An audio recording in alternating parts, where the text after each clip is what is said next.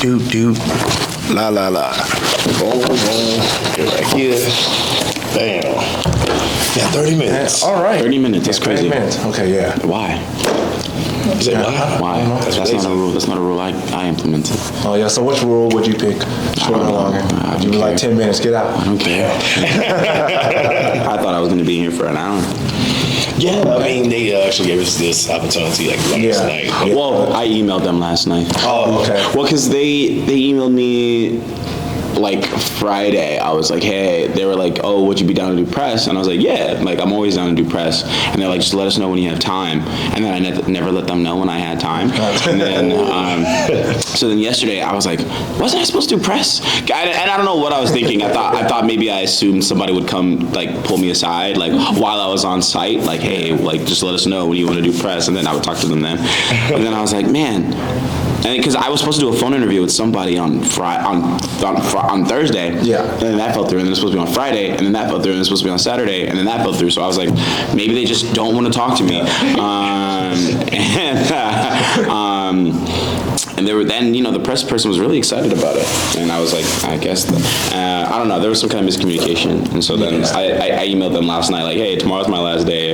If they still want to do, if anybody still wants to speak to me, hey, we do. Yeah. I saw that just when I was going to the gym. Matter of fact, I was on the stairs. I was like, oh, Jeremy. Yeah. I was already up, kind of like, okay, right. And I'm looking like, shoot, yeah. So I just seen your promotion actually Friday, I think morning. Yeah, Friday morning. But I love it. And here we are. Here we are. You're like, well, man, I'm still packing, so. Man. Whatever, right? I feel that. Yeah. All right. So, Zeno, if you could tell us, how did you first get into voice acting? And what was your first role? In LA, there's this program called All About Kids, performing arts. And so they offered an I Want an Agent program, which is like a 5 or 10 week, I don't remember at this point, but I think it was like a 5-week program, and they taught you and there's like classes and workshops on singing, dancing, and acting, so you could be a triple threat. They would like try to prepare kids for the industry.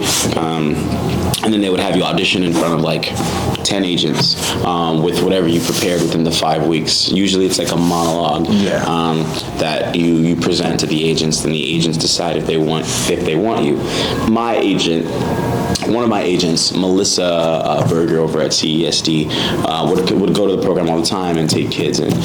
So she was one of the agents I auditioned for. Okay. I auditioned for her. She liked me. 2 agents liked me.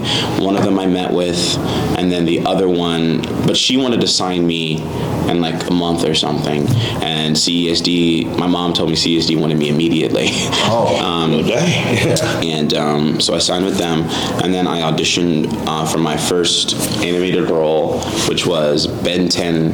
It was called Hero Generation at the time, which ended up being Ben 10 Alien Force, and I played this character named Alan, he was half Pyronite and half kid, half human, and he was just learning how to fly. He was like the 3rd episode, and that was like my first job. Yeah. Oh, nice. My first job was at a skating rink. My first legal job was the same thing. That's funny. So, you always want to do voice acting or anything like that, or acting in general, you know, as a little kid, growing up to being an adult, like, was that something you were passionate about? Around the same time I took that program was when I fell in love with acting. I saw a play maybe earlier that year, and my mom would take me to go see The Lion King on stage, and I was always like, man, that looks so fun, like I would love to do that. And so I saw a play, and all these kids came running to the aisles and onto the stage, and I was like, man, that looks so fun. What is that? I want to do that. So my elective was art. I wanted to draw manga. I wanted to be an artist. And I realized very quickly that I was terrible. And art is like a thing you work at, right? You work at it, and the more you do it, the better you get, right? That's what every artist says. So maybe in an alternate universe, I stuck with art, right? I'm a famous mangaka in an alternate universe. But I dropped art once I saw that play because you could only do one elective, which I think is very limiting. Like in a public school, right? It's like you get one art, pick one lane. But I switched electives to. I tried to switch electives to drama almost immediately after, but they were like, oh, you have to like finish this semester out and then do drama. So I switched over, and then the rest was history. And then I took the program right after and signed to an agency, and I worked 2 jobs before. Look at us now. Look at you now, living the dream. So I want to talk about Zone 100. Man, that is my anime. I love that anime. Yeah. I have to go back to work tomorrow, so I'm wishing for a zombie apocalypse too. I'm not gonna lie. I understand. I relate with Kira so much. So, how did you get into that role? Like, what drew you to it? There's a lot like studios, like anime studios. They just like everybody else, let's send out auditions for their upcoming projects. And so I knew Zom 100 was a manga. Like I had seen it in the Shonen Jump app when I skipped by it to read Jujutsu Kaisen. But I was always fascinated because he had dreads at one point, and I was like, man, like what happened in this zombie apocalypse that made this man's hair grow like this? I was like, wow, this is so fascinating. But I never like actually got into it until I knew there was I saw the trailer for the anime coming out. Okay. And then people seemed really excited about it, and it looked really good. And then I auditioned for, I got an audition in my inbox for the show from a studio in LA, and I was like, there's no way I'm gonna book this. Right? There's absolutely no way. And it was a lead, and that studio doesn't really hire me to play leads a lot, so I was like, there's no way. And then I booked it, and I was like, whoa. So then I started reading the manga from there, and I guess it seems like it's like a very boring story. That's not boring, but it's just a typical an audition came in my inbox, and I read for it, and I booked it. Hey, it is what it is. Yeah, the greatest things come from that. So, where are you from originally? And when you started watching anime, you like. That's what I like. I'm from LA. Okay. I'm born and raised, which is rare. Usually people move to LA to do like entertainment stuff. But I was from there. I don't know when. I guess it was when I worked Ben 10. I remember Ben 10 was my first voiceover role, and it was in the studio. It was a group record with everyone else on the show, and that's Yuri Lowenthal and Kevin Michael Richardson and D. Bradley Baker, Greg Sipes, Ashley Johnson, pioneers of the industry. At the time, I had no idea who they were. Be like that. Yeah, but I was already watching anime at that point. As a kid, I was watching Sailor Moon and Pokemon and Dragon Ball, everybody classics, you know what I'm saying?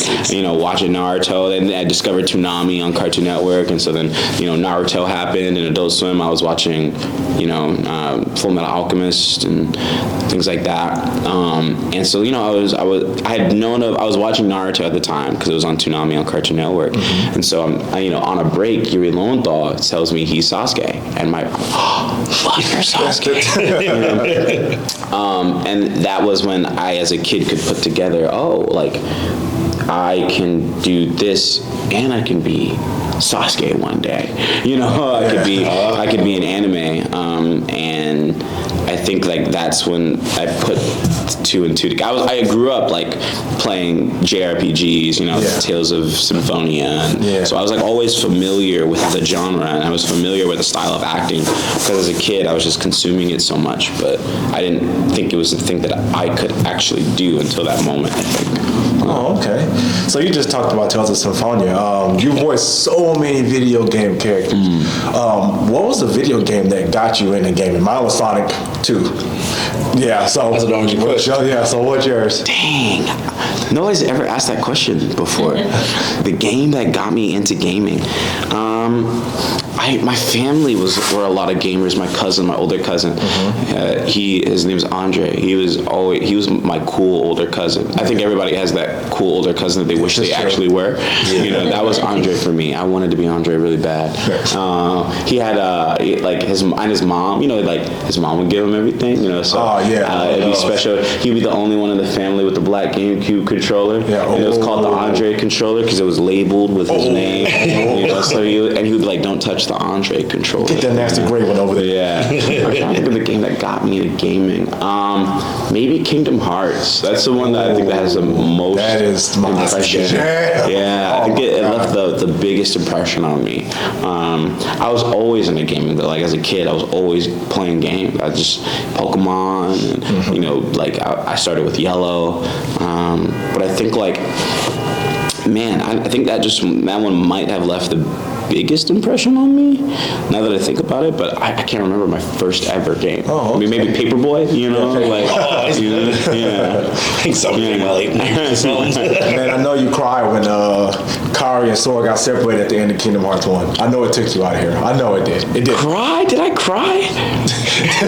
You did. I know you did. Did I cry? Maybe.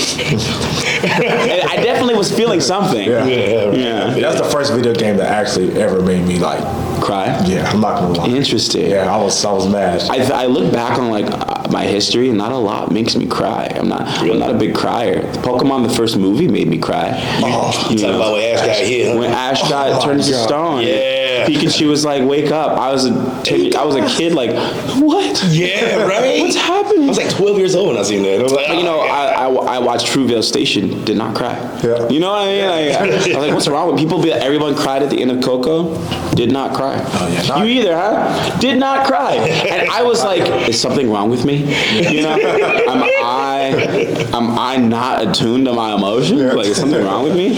But did not cry. Maybe it's a certain niche that just gets you. So there's certain things. But then Toy Story 4, cried like a baby. I don't know. I think I was going through something that day though. I didn't go in a normal state of mind. Right. I was in an acting school and we did this thing called, I think it was like either Meisner or something. Some Russian guy was like, it was essentially, let's activate all the trauma in you, right? And so like I left like emotionally raw, like please no one touch me or talk to me because if you touch me I might cry. That's how broken I am. And I was like, I need to feel better. You know what would make me feel better? Toy Story 4. It did not make me feel better. It did not make me feel better at all. It's funny that you say that because something similar happened to me. Well, I would say I just went to school, right? That's why. Like, you're fat or you're ugly, you're stupid or whatever.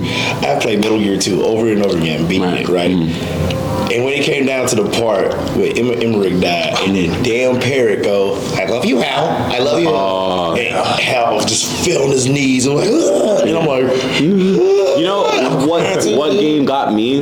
The Walking Dead season. Telltale's The Walking Dead. Which one? Season 2. Because I did cry on that part too. Remember when Clementine got knocked out and she woke up? And they were like, Clementine, and then it was Lee's voice, Clementine, and she woke up back on the bus with Lee. Oh man, I was like, no, my poor baby.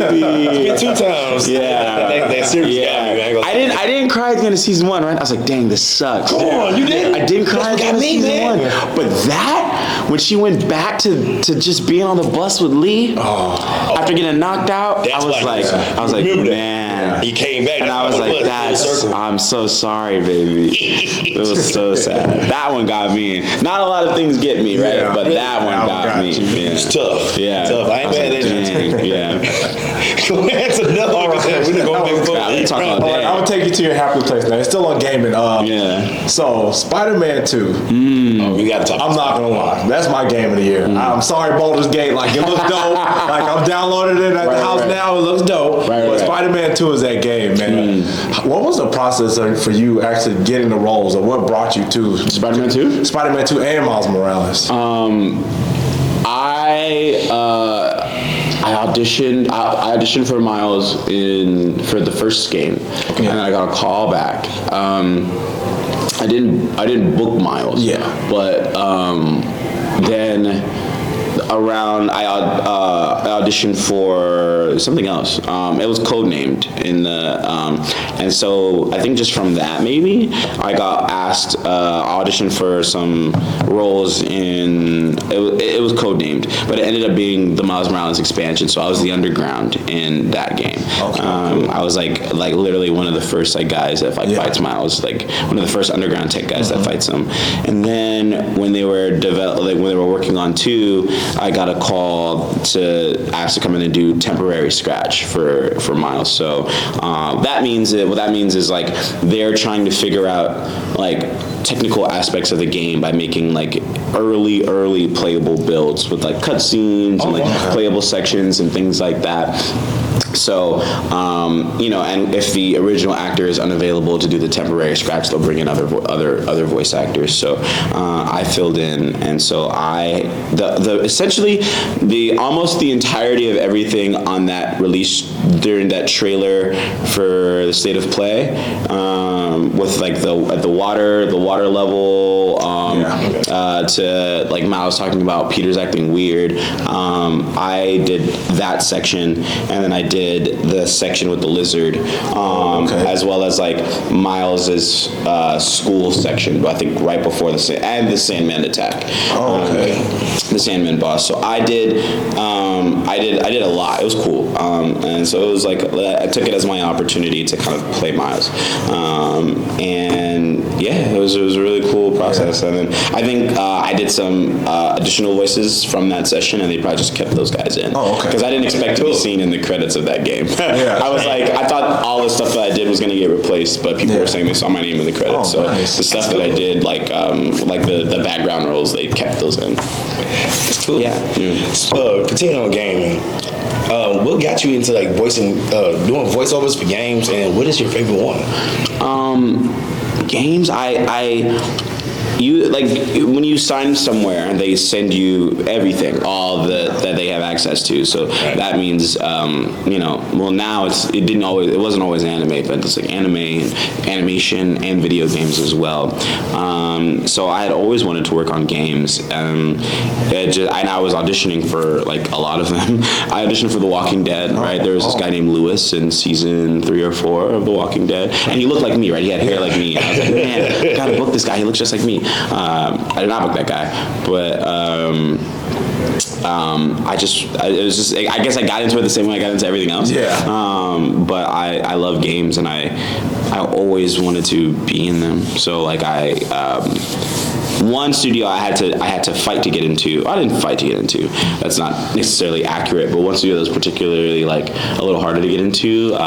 They did like a lot of Nintendo stuff and stuff like that. So I worked with actually Robbie Damon, who's here. He like hired me in a game that was recording there, and then I was like, okay, cool. I can use the opportunity to tell them, hey, I would love to work on more games that you guys do here. So like that's how I got on their roster. And then Fire Emblem, they do all the Fire Emblem games. So like Heroes was like my first foray into Fire Emblem, and working on games and things like that. And one thing kind of leads to another. Yeah, man, it seems like it's all connected. I know, right? What's your favorite gig out of doing like all the voice actors games? Fire Emblem. Well, Persona 3 Reload. So Reload was so cool to work on. But the Spider-Man, the casting director for Spider-Man, I guess like because I knew her and I'd worked with her before, she liked me, and so she wanted to use me in something else, and that's how I worked on Metal Gear Survive. She like sent just my audition to the people. Let me have this. I wasn't going to say anything. I kept it to myself. What is Metal Gear Survive? Because if you ever like watch somebody content, sometimes it'd be like, I bought you that game. I'm like, What is Metal Gear Survive? I know it's an online game and it's based off like the whole dope virus thing.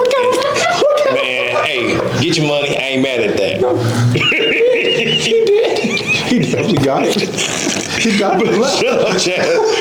Oh man, how did that happen? Please answer this question. I'm like, ugh. The casting director, Right. she works with Konami a lot, and she works with she did all of the Metal Gear. So of course, when the next one came, she was doing the next one, and she wanted to take a chance on me, so she sent my audition in. Okay. I mean, there was a couple other people that auditioned too, but she like really specifically requested from my agent that she wanted me to audition. She was pushing hard for me, and so she fought for me. So I'm eternally grateful to her. Yeah. And I think she, and so that I worked with her when we worked on Spider-Man. When we worked on the Spider-Man scratch. She's great. I love her. But yeah, that's kind of how that happened. Gotcha. Yeah, she fought for me. But it was it's so interesting. You work on a thing and you think it's going to be different than when it actually comes out, right? I was working on it. I was like, oh, this might be fun, and then it comes out, and I'm like, this is not what I was expecting. Yeah, at all. Different. Yeah, it makes you wonder what changed in between, because it felt like I was recording for a very different game than the game that actually released. Gotcha. And let me apologize how I reacted, because I Metal Gear Survive. I was like, oh my god. But, and like I said, don't apologize. It's okay. make your money, homie. It's okay. Don't apologize. I'm not offended. Yeah. I didn't make the game. Yeah. Right. All right, man. So And it's funny. Like the Konami representative, she was like, "Do you think there will be another one?" And he was like, "No." Wow. Yeah, so I don't know what's gonna happen in the future of that series. What's going on? What is going on? Is it, this is my little locator thing for my key. That's what okay. Oh, yeah, wow. I was like, okay, so Next question. jumping back into anime. So you voiced Hawks from My Hero Academia. Did you? I'm gonna assume this is a yes. Did you read My Hero before you took on the role of Hawks? I didn't actually. Okay. Yeah. I started reading it shortly after. Well, I watched the first season of the show before I was watching the show when I got the role of Hawks. Okay. But I was like kind of sad that I was like, I'll never be on this show. So I kind of was like taking my time with watching it, because I was like, this is such a good show and I'd love to be in it. And at that time, Funimation, when it was Funimation and LA, they were like two separate hubs. If you worked at Funimation, you almost never worked in an LA dub, and if you worked at LA, you almost never worked in a Texas dub. Wow. So like usually if Funimation licensed a show, it was like, well, as an LA actor, you'll never be in it, and if LA like licensed a show, well, as a Texas actor, you'll never be in it. Like that was the established norm for a while. So it was always a special case whenever someone from LA was on a show from Texas, or vice versa. And with My Hero, a lot of the working actors of that time on the roster had already been used in the show. Right. So they were more open to working with Los Angeles talent, kind of like with Bryce Papenbrook working on Attack on Titan, or like Johnny Young Bosch, would occasionally do a Funimation dub. It was because they would like make certain exceptions, especially if they had used all their talent. So, or all their talent had established roles and like multiple, right? So like sometimes one actor would be playing two characters or three characters. Like, okay, we've stretched this actor as far as we can stretch them within this lore, within this world. Let's get somebody else. So they were specifically open to LA actors for the Shia Hasaikai and for Hawks.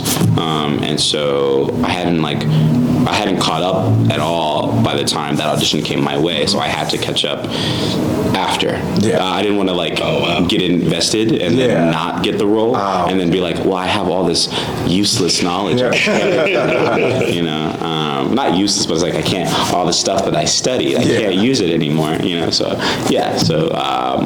I started doing all my research after I booked the job. Oh, okay. I ain't mad at that. Yeah. So what you rather do? Would you rather do, well, I should say do more of, would you rather do more video games, or would you rather do anime, voiceovers, or a little both? I think there's always I always feel like I have unfinished business with a lot of stuff. I'm always like, man, I've done this, but I would love to do that. Like I've done this, but I would love to do that. So I feel like I've done a lot of anime, but I personally feel like I haven't had because people would ask, I haven't had my Full Metal Alchemist, my Jujutsu Kaisen, I haven't had my Yuji, my Edward Elric, my Naruto. So like people would ask me, oh, is Akira that? And for like maybe the first half of the season, I was like, maybe Akira would be that for me. Yeah. But I don't think so. I don't think I'm satisfied yet. So like I haven't had I'm waiting for that, like an anime. And I think after that I don't say retire from anime, but like maybe I'll like chill, and like focus on some other things. But like I think I'm still looking in that space. I'm still looking for that. My Denji, my whatever, with that guy. And in gaming, I would love to do more gaming. I would love to do more performance capture. Did you guys watch the Game Awards? Did you guys watch it? I've seen bits and pieces. Yeah, it was cool. But the cool thing about Spider-Man and why I wanted that a lot is it's all motion capture. So it would be me with the suit on and rotoscope my face. That's Najee's face as Miles. Oh, really? Like that's his face. That's what I want. Like that. I would want to do something like that. Like where it's me completely embodying the character physically and being there in the space with other actors. Like my callback was like me and Yuri Lowenthal. Like me acting right. He's right here. Yeah. So like that's something that I feel like I still want to do in that space. So I dig that because I said something like this years ago, especially when I played LA Noire. They had every face. All the facial capture. Like the voice is like, oh my God, that's him, that's her, that's whoever. So I dig that. Like, man, I wish I could be on a video game because it's my freaking face forever, right? Forever. Yeah, Quantum Break is like that too. Yeah, Quantum Break, Alan Wake. They do that a lot. Like that's Remedy does that, and like the what's that game? Like God, I can't think of it. It's with Detroit Become Human. Oh yeah, Detroit Become Human. That's like that too. That was a dope game. But yeah, that's still the things I want to do in those spaces. Okay. Dig that. So you were mentioning that you want to have your Eren Yeager, your MC moment. What's an anime? Because it seems like you read a lot of manga. What's an anime that you think could give you that moment? What's the main character? There's this manga out right now. It's published by Kodansha called Gachiakuta. It stars this kid named Rudo. The mangaka is named Kei Urana, and Soul Eater, Okubo, has been Urana is my protege. Urana is next up. And so I think everyone in the world right now is sleeping on Gachiakuta. The action paneling, the storytelling is so dope. It takes place in a world that's in the sky called paradise, or in some translations it's called heaven, and it's about trash. It's about junk.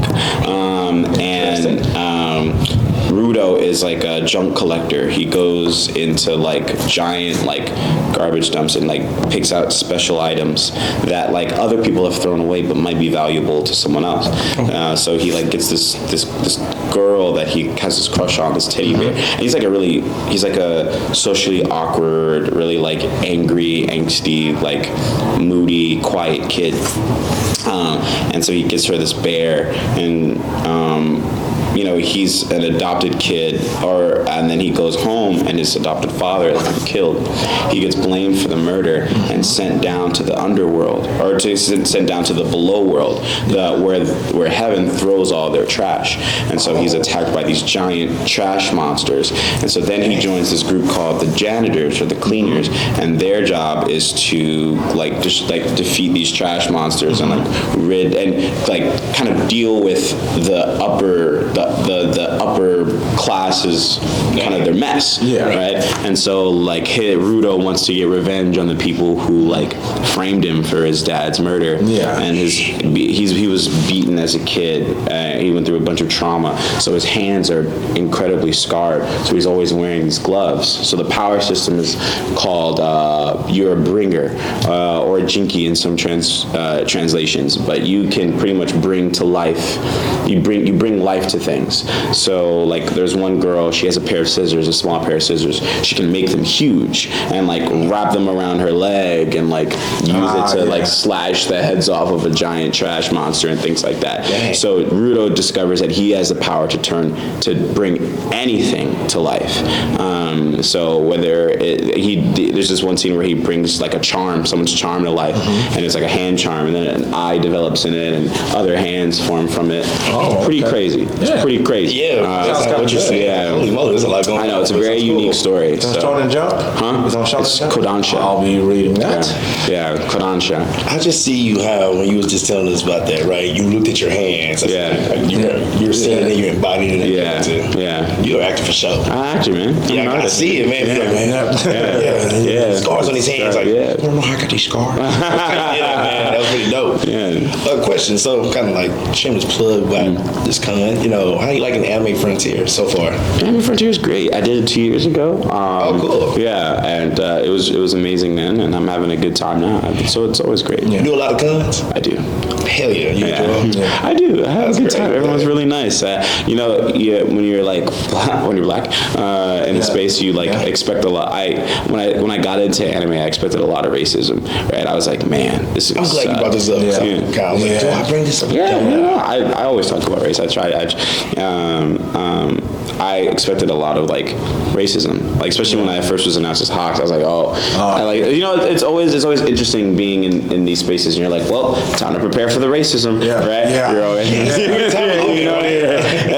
especially because there are certain fans who have certain values, and like you're like, well, how are you an anime fan? You don't uphold anime values at all, right? So it's always like, man, and I've encountered some, but not as much as I was expecting, right? And so like, especially when I first started doing cons, I was like, man, I'm scared. Like I'm scared of like what I'm gonna like encounter, so I always have to be prepared, but it's been relatively fine. That's cool. Well, how come you was expecting that though, like racism within, the anime world? Well, not the anime world, like cons or if you're online, like I don't say perpetually online, but if you're online, like the stuff you see is like, I don't know what you see it happen to other people, or you see it like even not in the anime space. So then you go, okay, well, like how will I know, how this is going to be perceived by those types of people? How will I know how the world will handle this? When you see how they treat other people, you're like, oh well, it's how they're not going to treat me, a person they have no idea and no attachment to, any kind of way, right? So it's like, and for example,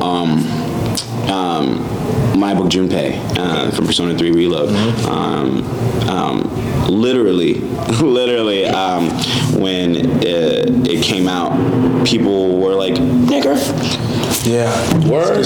That is crazy. And what I don't understand is people say that they like when people like that happen, or like when people cosplay and they're like, oh, you can't be that person. I'm like, and that's why I knew a lot of cosplayers. I knew a lot of black cosplay women. It happens to Kiera, please. You have a Kiera and Cutie Pie Sensei. Like you go on their comments and you see all these people who calling them monkeys, or saying like, oh well, Goku's not black, or you can't do that because blah blah blah, right? And so it's like, how am I going to expect them to treat me any differently? I'm not expecting them to treat me any differently, especially someone who will be like playing that character, like especially a character like Hawks, for example, right? It's like that's a big character. I don't expect someone if they're calling someone who's cosplaying for fun racist stuff, me working in a professional space, I don't expect it to be any better, right? And then and it's rare, the world's a little more tolerant, but it's always, I think it just comes with the territory of being black in America. You're always expecting racism everywhere you go, right? You're conditioned socially to be on guard for it and to be on the lookout for it at all times, because it's everywhere. Yeah. Even as hidden as some people try to make it, you know. So it's always like like comments, little undertone things. People, the way that people follow you in stores or like look at you suspiciously when you're somewhere. You know, literally yesterday we were left the masquerade. We left the masquerade ball, and we went to sit down to like kind of take a rest and figure out what we were gonna do. It was cold outside. We were trying to wait for our Uber. Right. And so we moved into the hallway, and these two cops started walking up on us. This is me and a group of 3 other black people. Yeah. You know, and I'm sure they were just doing their jobs. Yeah. But we're like, we're in Texas, you know? You know, it's like, you know, it was just like, and they were just simply like, you can't sit here because we're gonna kick everybody out. We're kicking everyone out, so they can. I think we all do that. Yeah. As black people. I remember hanging out with my friends at the mall, and like, it was me, and you know, it was in high school, so it was like. It was like kind of college, early college. So it was like 9 of us. And they said, y'all gotta separate. You know, y'all gotta separate 5 and 4 or 3. And we were like, yeah.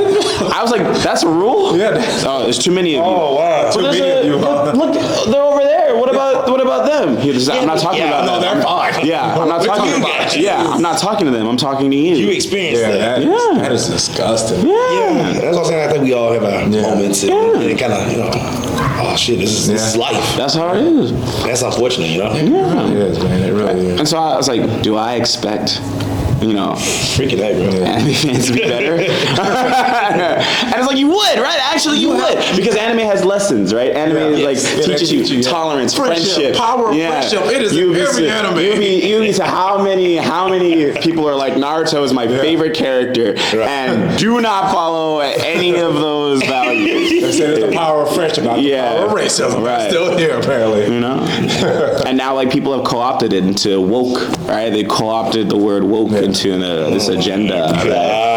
So, like, somebody made a whole video about, it's so funny, about how me being cast as Junpei is part of this gigantic woke agenda that the industry is. Oh my God. Made a conspiracy theory about you. Oh my God. CapCut got crazy, there was a guy on Twitter was saying I was literally weaponizing my blackness to get jobs. What? They were like, well, how are you working? How did you get so many jobs? You weren't working, and then how did you get so many jobs between that year and that year? Because I'm good. Oh, you should have told him, like, Illuminati sucker. Illuminati, baby. What's up? And it's like, you do know that's not how that works, right?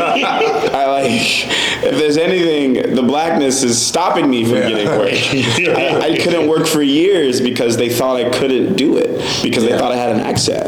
Yeah. You know, I get it.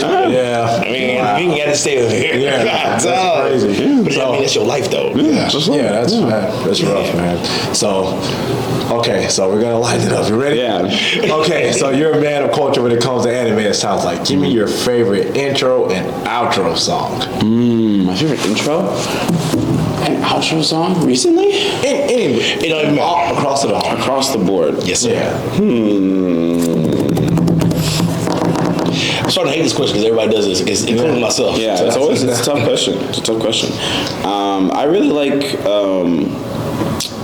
Jujutsu Kaisen Season 1's first intro. Oh, yeah. Eve. That's a good one. Yeah. I think I was like, man, it's like very cinematic. It's filmed very, like, and you can tell that guy whoever worked on Chainsaw Man's intro. Yeah. But I think that one might be my favorite intro. My favorite ending song is... the first thing that came to mind was Parasite's ending song. It's the right time. Yeah. I was like, this man is singing his heart out. Oh, yeah. Yeah. The intro for that is crazy. The intro's crazy, too. Yeah. I love that intro. But, yeah, that's like the first thing I thought of. I was like, man, this man is singing. He's singing.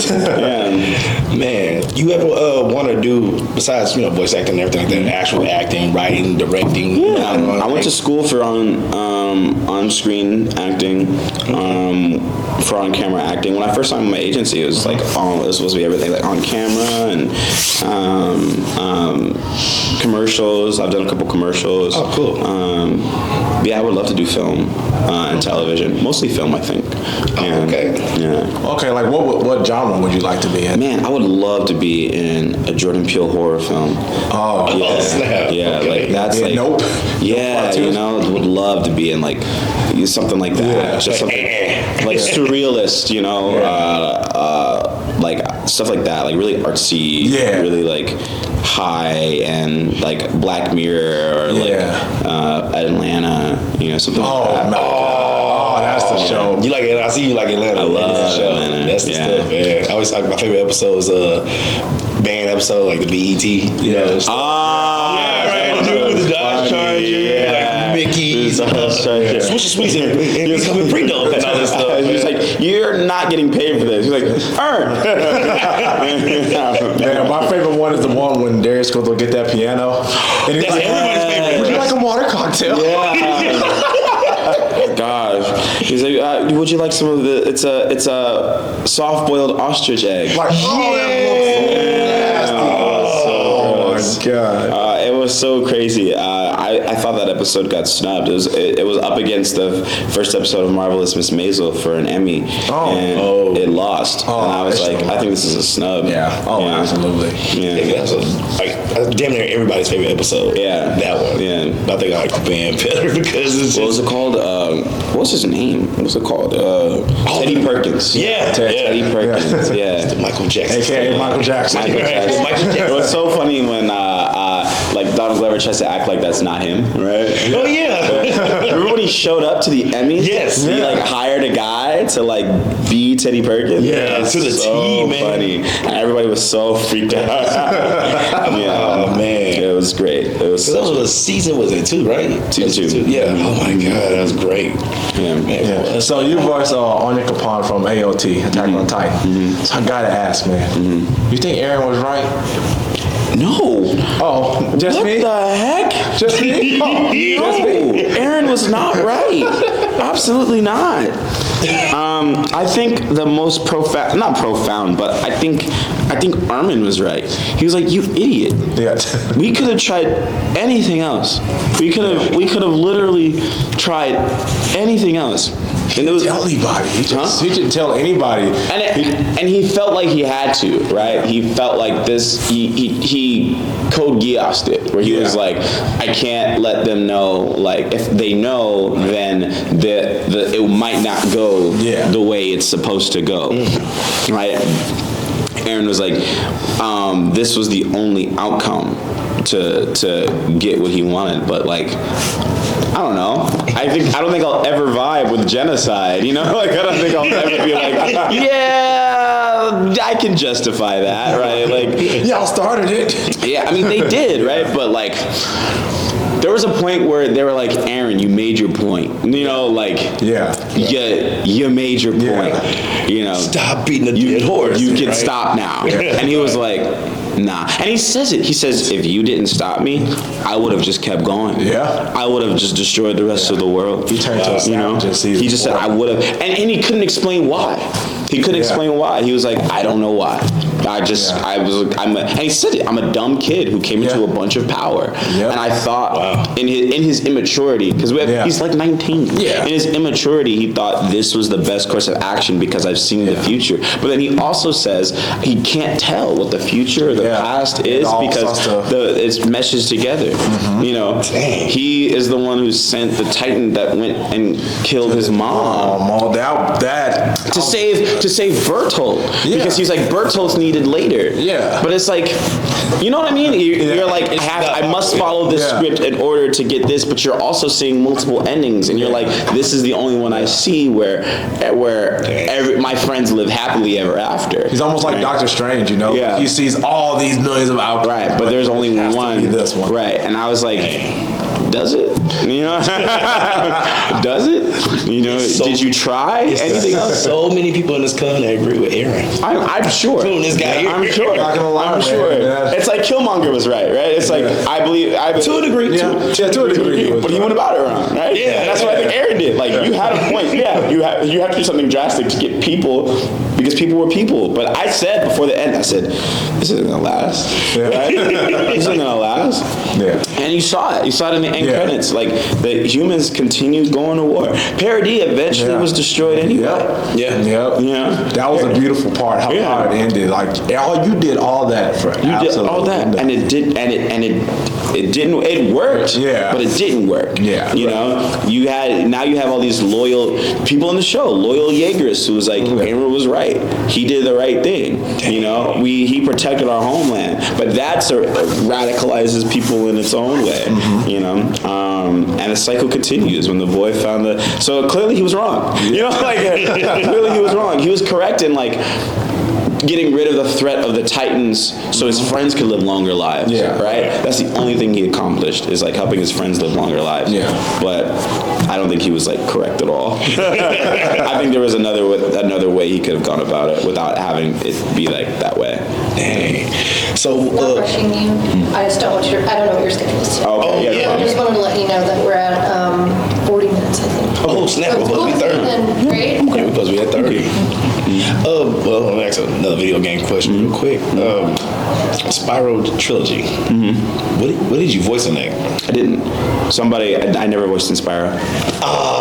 Damn. Somebody wrong, bro. Yeah, somebody saw me like something on Twitter, and because I was in Crash Bandicoot, they assumed that I was secretly working on Spyro. Really? Yeah. Assumption. At the same time. Or I like quote retweeted something, or I retweeted something, or I commented something. Something I did online made someone else believe that I had to have been secretly working on something for Spyro, and I wasn't. I'm glad you could hear. Yeah. Because it's like, was it IMDb? Yeah, IMDb. Said I was inspired. IMDb lies. They also said I was in Dream Daddy, and I wasn't. I did a live stream playing Dream Daddy with Iffy and Fiona, and then I just they were like, oh, voice this guy, like voice over this guy, and I guess somebody on IMDb saw it and was like, wow, he's in Dream Daddy, and I was like, I was never in that game. Wow. Yeah. Wait, so I thought you updated your own credits on IMDb. No, somebody else does that for me. I can, I have IMDb Pro. Okay, so you can't.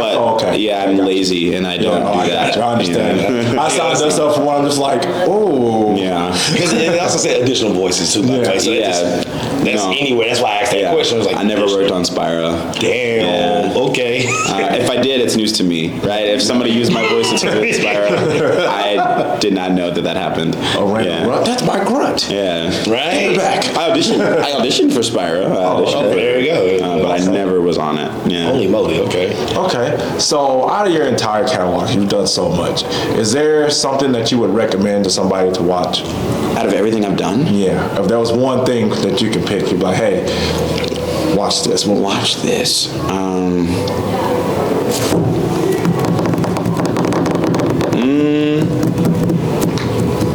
Maybe Link Click.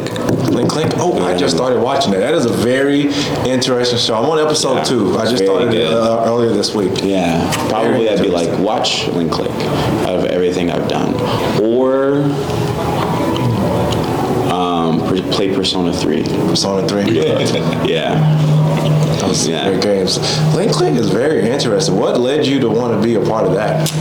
I mean, usually it's another kind of thing where I saw an article that was like, Link Click is the best show you've never heard of, right? It won certain people's like Anime of the Year 2021. And I was really fascinated, and it always looked interesting to me. Yeah. But it was Chinese. It was a Chinese donghua, and I was like not sure, right? I was like, I don't know. But I was interested. I was fascinated. It seemed really cool. And then, but I was like, I don't know if this will ever get a dub or anything like that because it's a donghua and it's not anime technically. And I got an audition for it from a studio, and I auditioned for it like, oh, this is so cool. But then again, I was like, I don't know what the particulars of this, like, for me working this is, because it's Chinese donghua, right? And it's like, I'm all about, like, accessibility and diversity and things like that. So I wasn't sure if I should approach it like anime or if I should just, like, kind of get out the way and let a Chinese actor take that role. But then I was offered it, and then he told me that he offered Alejandro Saab the other role, because he called me.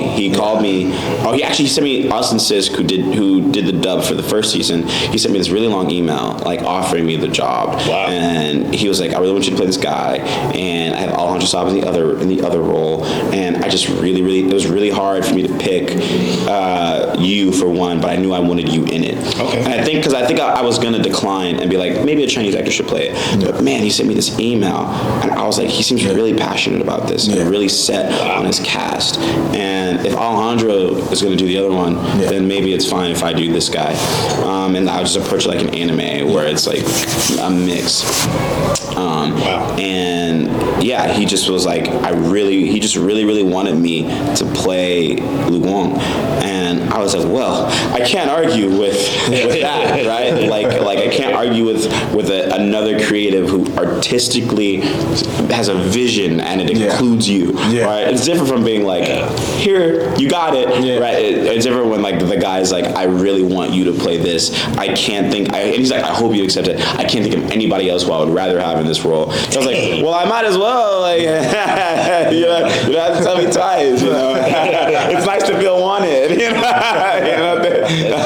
So, and that's how I got involved, and it turned out to be an incredible experience doing season 1. Okay, that's dope. This is my last question, because 40 minutes, holy moly, right? What would you tell any aspiring voice actor or actress how to do it, when to do it, what you need to do, the wants, needs, desires, passions, all that stuff? My advice is always just you have to remember that you love it. You know, like the pure desire and love you have for your art is going to be more important than any role, than any accomplishment, than any achievement you make. You know, getting a role is here and it's gone. You know, you'll get it and it's like next one. You know, as an artist, you're almost never satisfied with what you're doing after you've done it. Right. I've done many announcements and people go, "You've made it," and I'm like, "No," you know, I haven't. You know, you go, "Wow. Okay, what next?" You know, it's an endless cycle of that. So as long as you have the love of the art in your heart, that sounded really cheesy. Yeah, that sounded really corny. That's the power of friendship. Yeah. But did you mean it? I meant it. And that's all that matters. There you go. It's gonna carry you through the good times and the bad times. You know, you're going to audition for your dream role and lose. You know, you're gonna give it 100,000% and fail. You will. It's going to be good and bad and terrible and ugly. You're gonna cry. You're gonna scream. You're gonna want to quit. But as long as you love it, you're always going to return to it, because you always return to what you love, right? Yeah. No matter how badly it treats you. No matter how badly it treats you. Right? It's a strange thing, but luckily, you know, we can with something like acting, we can choose how healthy our love can be with it. Yeah. And that's something we unfortunately can't do with people. Yeah. But yeah, like I think it's just gotta love it. It's good. What's gonna make every job fun. Right. It's just what's gonna push you to be a better actor. It's what's gonna carry you through when you want to quit. That's the only advice I ever give. Okay, appreciate that, man. Well, no, man, that was a great question. I'm not even gonna try to top that, man. Oh, that was there it is. That was great. There it is. Yeah. Thank you so much. Sorry if I'm a little low energy today. I'm very sleepy. No, this is decent. Usually I'm like more. There's more to this. Yeah. Oh, well, let's see that one day, man. Drink a couple more of those substances, man. I've only got like this much in. It hasn't kicked in yet. No, this has been crazy. Thank you so much for doing this with us. We really appreciate it. Yeah, thanks for giving us your time. Yeah, and a little extra time on top of that. So really thank you for that. Yeah, of course. You guys, I don't know if I'm interviewing with you. Oh, no, I don't think so. No, okay. Well, then, you guys are my only one, so it's fine. Good. Thank you for the time, man. Thank you so much. Yeah, no problem. Yeah. Well, we'll let you get back to Anime Frontier. Yeah, you guys as well. Have fun. Yeah, man. Thank you so much. Then thank you in the back. I'm sorry I didn't get to speak to you. They're our wives. You can talk to them. Wives? Yeah. They're our wives. Yeah. That's so cute. Aww. My heart just got really warm. You guys are so supportive. Wow. Yes, that's true. She gets critics, but by the way, As they should be.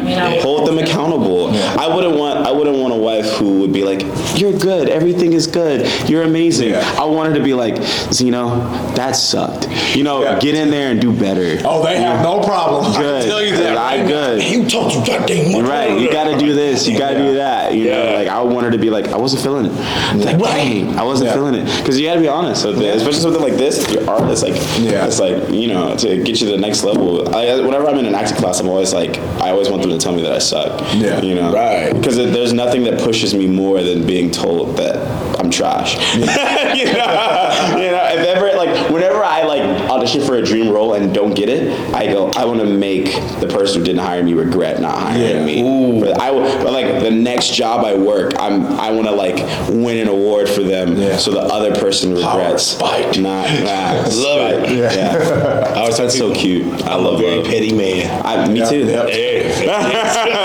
Me too. Oh yeah. I love me. I have to try to get a lid on it, but I love me some pettiness. Yes, sir, man. Thank you, Mrs. Zeno. Of course. Thank you. What are you guys' names again? Chad. Jeremy. I remember there was a Chad and Jeremy. Yes. And the wives, what are your names? Dorothy. Christina. Very nice to meet you as well. And you have a good day, sir. You as well. You guys take care.